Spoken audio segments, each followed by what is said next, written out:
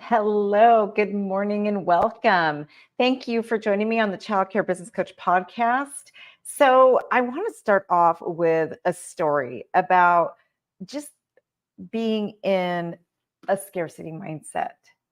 So, I was once in a place, and it is something I will admit that I do struggle with on and off, where I just felt like there wasn't enough.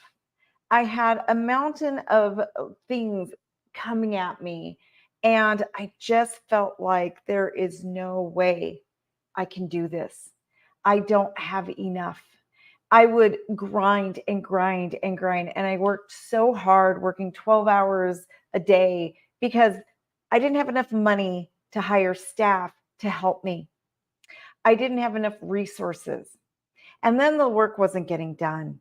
And now in my mind, I don't have enough time. So I went back and forth from I don't have enough resources, I don't have enough time, and just constantly I was just in this loop, in this absolute loop. I don't have enough people to help me. I don't have enough.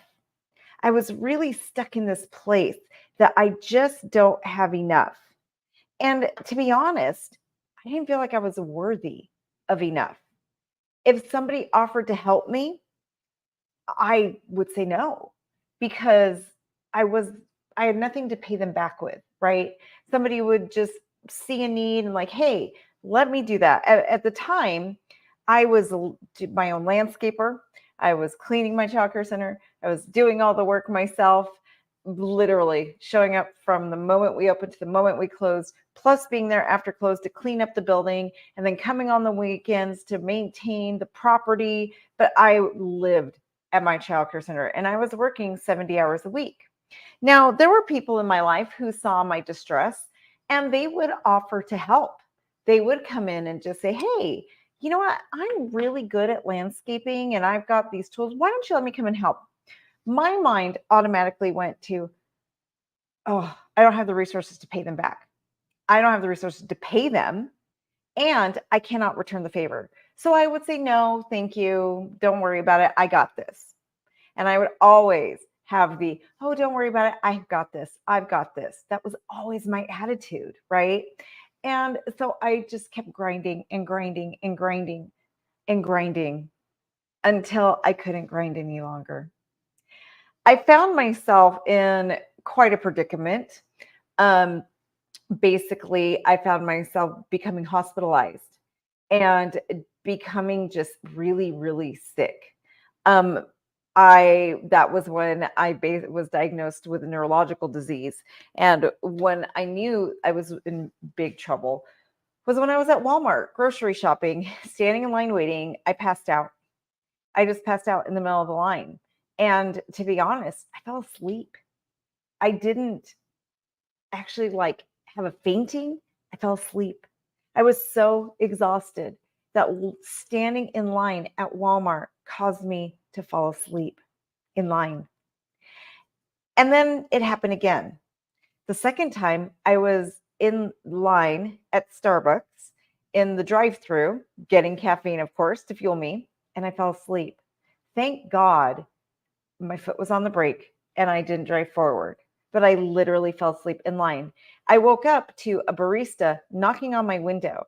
All the cars in front of me had driven away, and I was just sitting there, asleep in my car. And this poor barista is knocking on my car window, just really scared for me. Are you okay? Ma'am, what's going on? And I'm like, oh my gosh, I just fell asleep.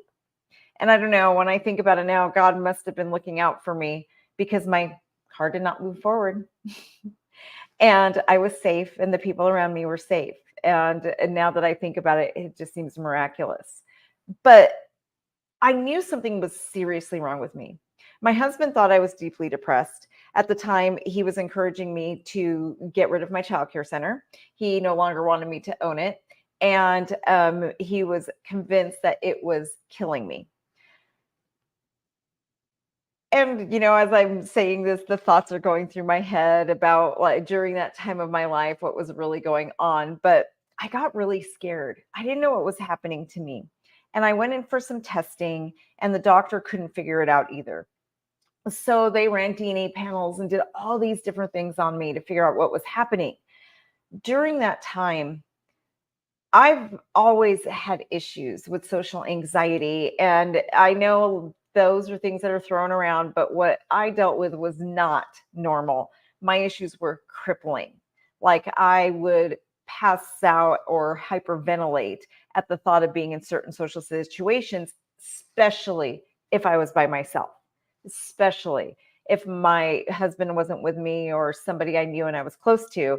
I cannot tell you the countless amount of times I sat in my car frozen and couldn't actually walk into a situation and would drive away. And so this time things got worse. I knew something was wrong with me. I knew I was deeply in trouble, but I couldn't figure it out. So I stopped leaving my house. I just stopped. I just stayed inside. And it got to the point where if I tried to leave my house, I would put my hand on the doorknob and I would have such crippling anxiety attacks that I would literally be on the floor in fetal position, hyperventilating, and I couldn't function. So I stopped leaving the house. I just stopped trying.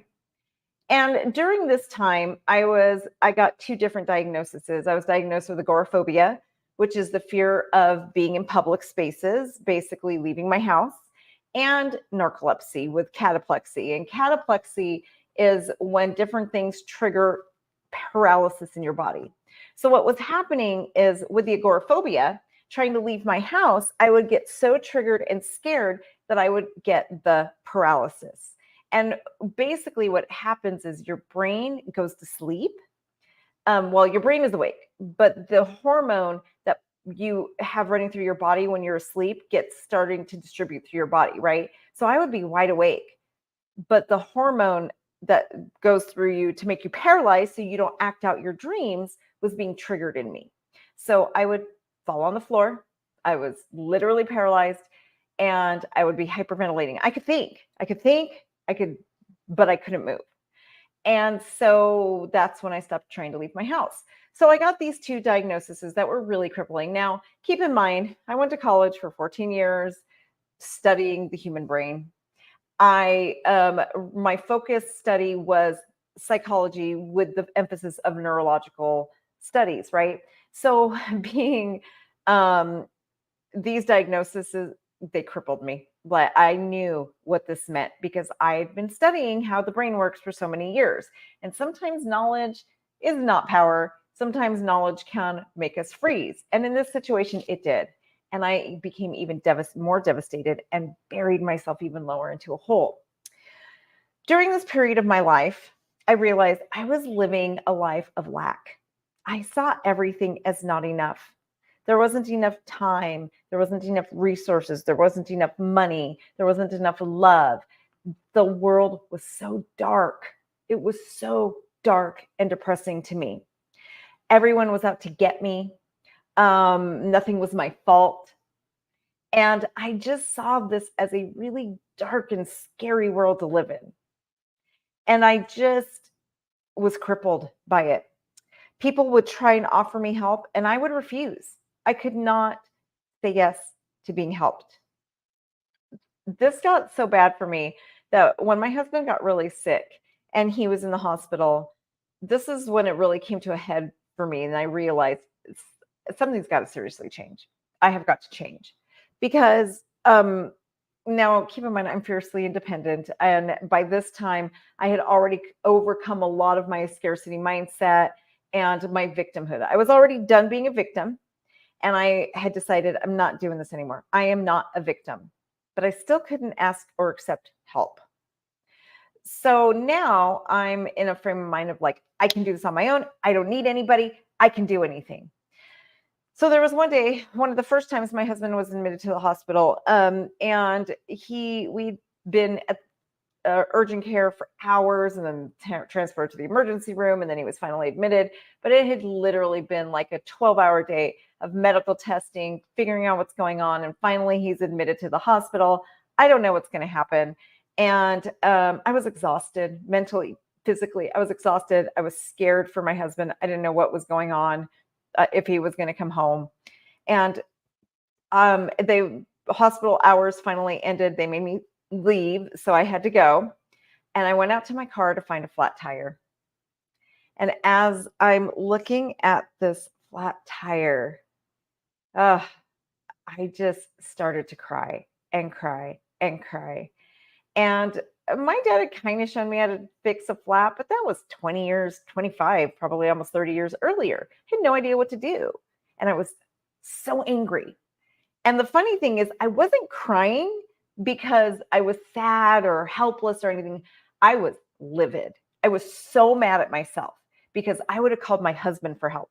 And he probably would have called Geico or whoever we had at the time for our roadside assistance. And he would have, taken care of it. And I was so angry with myself because I couldn't change that tire. And I sat there on the ground in a cold parking garage, refusing to ask for help because I had to figure this out. Nobody was going to help me. I didn't need anybody. And those are literally the thoughts that were going through my mind. My husband is in the hospital. I'm sitting here alone. And I thought to myself, I don't need anybody. I can do this by myself. I don't need help from anyone. So I sat there. And then finally, somebody walked by, saw me, and I got help. And someone helped me change my tire. And that made me really mad too. But the next day, I was talking to a really good friend of mine who's always offering to help me, always there for me.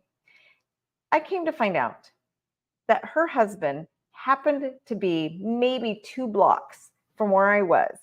And had I just reached out for help, he could have been there in 5 minutes to change my tire. Literally 5 minutes. He could have been there to help me. And it really opened my eyes to see how my pride was causing a lot of problems and how my ego was the reason I sat there crying on a parking garage floor for over an hour because of my ego. And it also made me realize a lot of things. That was probably phase 2 of my journey of when I left this life of scarcity and started living a life of abundance. Now, last week, I had the pleasure of hosting a Pivot Point event with Tony Child in my hometown where I was born and raised, and had a lot of my people from my own community, my personal community, come, and it was a beautiful thing. But Tony really illustrated and really drives home the lesson of living a life of abundance instead of scarcity, and how we look at life through 2 different lenses. We look at life from this angry, hostile lens that is scarce, where everyone is out to get me. There's not enough money. There's not enough resources. There's never enough time. And the people who are pretending to help me really just want something out of me. And I can't accept help if I don't have something to give back. And then there's the other side of the coin, where there's people who realize there is more than enough time out there. There is more than enough money. There is more than enough love. There's more than enough resources. And it's okay to receive without giving in return all the time. And that's when you are a giver as well, right? I mean, there can be a dangerous line if you're just taking and taking, that makes you a taker. But there's a balance where you can give and you can receive. And what I'm noticing in our world today, if you turn on the news or anything, you're on social media, our culture and our society is so stuck on the thought process of there just isn't enough. We are stuck in this mindset of there just isn't enough time, enough money, enough people, enough resources. And the people who are stuck in that mindset, they're right. There isn't enough. There isn't enough time or money for them. There isn't enough resources. There isn't enough tuition coming in. If you're a childcare center owner or any kind of business owner, you don't have enough sales.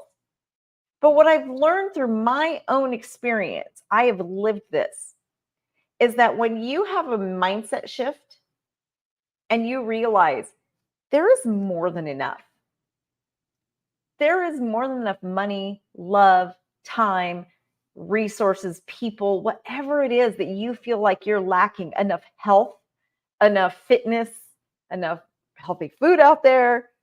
When you have that paradigm shift and you start to see that we actually live in an amazingly beautiful, friendly world of loving people who want to pour into you. And there's more than enough customers out there. There's more than enough money out there for you. When you have that shift, everything changes. Everything changes.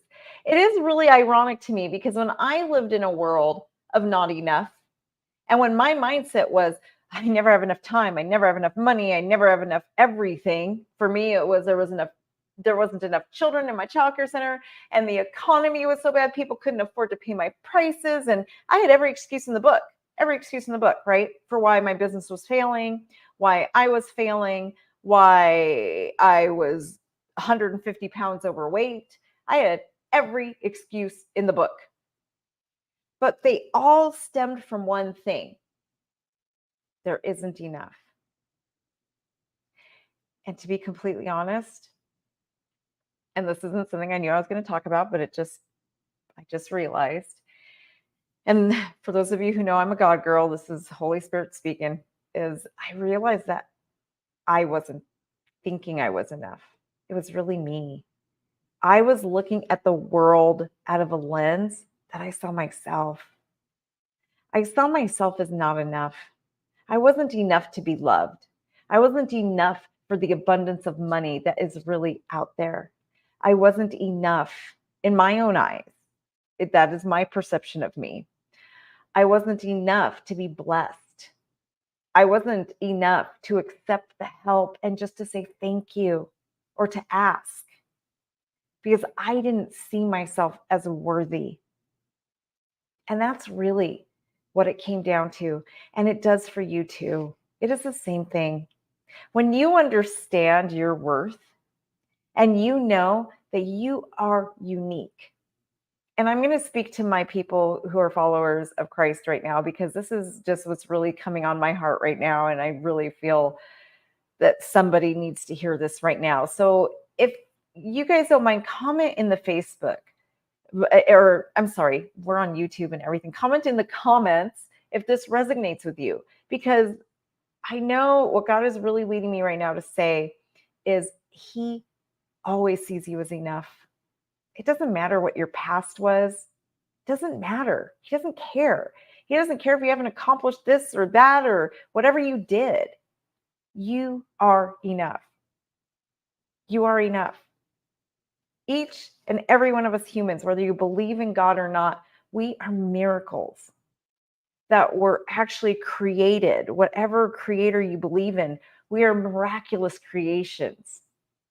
And we're always enough. And when you understand that, you understand that there is always enough money and time and energy and everything you need. And when you really get that deep understanding, it's amazing how life just flips, just like a switch. And I can tell you from personal experience, and I have seen countless people have this flip in their lives, that when you go from a place of knowing there is always enough and I am always enough, your life will change and the blessings do just start to flow. I have to say, the old me of not too long ago, maybe 7 years ago, would have thought this was absolutely crazy talk. Would have said, you're nuts. Look at my life. It sucks. Everything bad happens to me. I am a magnet for bad things. But I was, because I thought that. I really was, because that is what I thought. And all I saw was the bad in everything. Life is going to be balanced. There's always going to be bad things that come to you, and there's always going to be good. There's that 50% bad, 50% good, right? And I honestly think it's more 70% good and 30% bad. The problem is that the people who live in a life of lack focus on the bad. That's all they're seeing. For those of you who are business owners out there and you talk about how horrible your staff is, you're probably looking at 10% of them. But you don't see the 90% who are doing such a great, amazing job. because all you're focused on is the 10% who isn't. And you're labeling and you're putting that on everybody. So if you want to live a life of always enough and you want to break free of that prison, start really analyzing how you see the world and help your brain shift to seeing that there is always enough, because there really truly is. The way I really brought this home for myself, when it really dawned on me, is after my husband died. I was very bitter and angry, and I didn't want to go on, and I was very angry. I had already had a huge mindset shift. I had already changed. Good morning. I had already really had a lot of changes happen in my life, but now I was starting to revert and go backwards. So what I did was every day I had to write 5 things I was thankful for. And the rule was I was not allowed to repeat the same thing twice. Every day I had to write, I am thankful for, and why I was thankful for that. And after about a month, it got pretty hard. Well, I mean, we talk about gratitude all the time, and everybody talks about like, oh, I am such a grateful person. But let me tell you, until you do a practice like this, you do not know what it means to be grateful and to have gratitude. When you tell yourself every single day, I am going to find 3 to 5 things I'm grateful for, and I am not allowed to repeat them, and write it down. Think about that. After 30 days, you're talking 150 different things, right? So that means your children, your pets, your home, the money in your bank, your job, all those things, you used them already. You can't do it again. So suddenly you start seeing other things. And this literally rewired my brain, because I would wake up in the morning and the first thought that would enter my head was, wow, I woke up under covers. How blessed am I? I am so thankful that I have these amazing covers over me to keep me warm, and this awesome duvet that keeps me so warm. And I remember the first day that I really started realizing that, I stood up and I felt the carpet beneath my feet. And I thought to myself, I am so thankful I'm standing on carpet right now, because that means my feet don't have to hit a cold floor. And as I walked in from my bed to my bathroom, I thought, I'm so thankful that I have a master bedroom with a bathroom attached. So I don't have to walk far to use the bathroom first thing in the morning. And then as I turned the shower on, I thought to myself, wow, I'm so thankful I get to take a warm shower in a warm bathroom. How many people in this world don't get this luxury? How many people throughout human history don't get to feel warm running water just flowing from a little knob? How much do we take for granted? When I turned the light switch on, I was thankful because electricity gives me light. It literally rewired my brain that I was able to look around, and every action I was taking, I started becoming thankful for. I would open my refrigerator and look and like, wow, I'm so thankful I have this machine that keeps my food cold and preserved. 2/3 of the world do not have this amazing appliance that keeps my food fresh. It completely changed my life. And I started to see how abundant life was. And it's kind of crazy because that shifted everything for me. And I see the world so differently now. And in my industry, in early childhood education, we're really struggling right now. And what I came to realize after last year in 2023, I go and speak around the country, and I spoke all over the place, and I speak virtually, and I speak to so many people. And towards the end of the year, I think probably the last conference I was at, I realized early childhood education is in trouble, but it's not in trouble because of what we think. It's in trouble because it is stuck in a scarcity mindset. Because people, including me, up until very recently, when I had this epiphany, I thought the same thing. What are we going to do? There's no way parents can afford us. There's no way that we can make it by raising our rates. There's just not, we only have one income stream. We only have this. We only have that. And we are seeing this industry from a lens of lack and not enough and scarcity. So what's happened is we've put blinders on. We have literally, in early childhood education, have put blinders on to possibilities because we are so stuck in there's not enough thinking. And that is our fault. It doesn't have to be this way. So this entire year so far, and I know we're only 3 months in, I have really focused on this needs to change. I am no longer going to see early childhood education from a lens of lack. I am going to see the absolute abundance that is out there. And it's funny because I now see the path and I get it. Early childhood education isn't in trouble. We're causing the issues because of our mindset, because we choose to see not enough. So there's a lot of solutions. And these are solutions we're going to be talking about during the Child Care Business Summit this year. There's so much. It's funny, as soon as I broke my own self free of this scarcity thinking for ECE, suddenly the solutions seemed limitless. And suddenly I have people coming alongside me wanting to help from all sorts of different industries.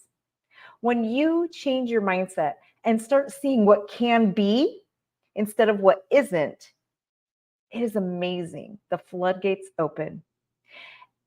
But what I want you to understand is it was always there. Just like if you go and buy a red car, you never notice how many red cars are on the street. But as soon as you start driving a red car, suddenly it seems like red cars are everywhere, right? It's no different. As soon as you open your mind to the endless possibilities that are out there, they will appear. They've always been there. We just put blinders on because of our scarcity thinking. And that is exactly what early childhood education is facing. So I really hope this resonates with somebody. You guys message me if this resonates with you. I know sometimes these are very personal conversations I have, and it can be awkward to comment in the comments that you resonate. If you're brave enough, put it in there. That'll give someone else the courage to comment as well. If not, I totally understand. Send me a message. We are going to find a solution. And I know it's there. I'm not scared anymore. I was scared, but I'm not anymore. And for that reason, I'm also separating myself from so much in early childhood education. I am not going on the road so much this year. I'm not speaking for the same conferences. I'm not doing a lot of it because I realized, as hard as it is, and as much as I love the people out there, I have to separate myself from the scarcity mindset, which means a lot of the people who are leading the charge and doing all of the talking out there, I can't be around anymore because they're perpetuating this scarcity. And in order for you to break free of the scarcity, I'm going to really caution you to whose voices you listen to. Because if they're preaching doom and gloom and they're telling you all the time you're not enough and it's not enough and early childhood isn't enough, your mindset is going to be stuck there. So I challenge you, separate from that. Listen to the people who understand and know that there's more than enough. We just need to look at it through a different lens. Think about what things look like when you just change the lens. Everything will look very different. I hope everybody has a wonderful day, and I cannot wait to start working with more of you. If you guys are ready, if you're ready to become a part of the solution instead of staying and living in the problem, please reach out to us. In the description, I put our email address. It's admin@childcarebusinessprofessionals.com. Reach out to us. There is a solution. It doesn't have to be this way. And I would love to help you guys. Again, for those of you listening, it's admin@childcarebusinessprofessionals.com. Have a wonderful day, everybody. And don't forget to like and subscribe.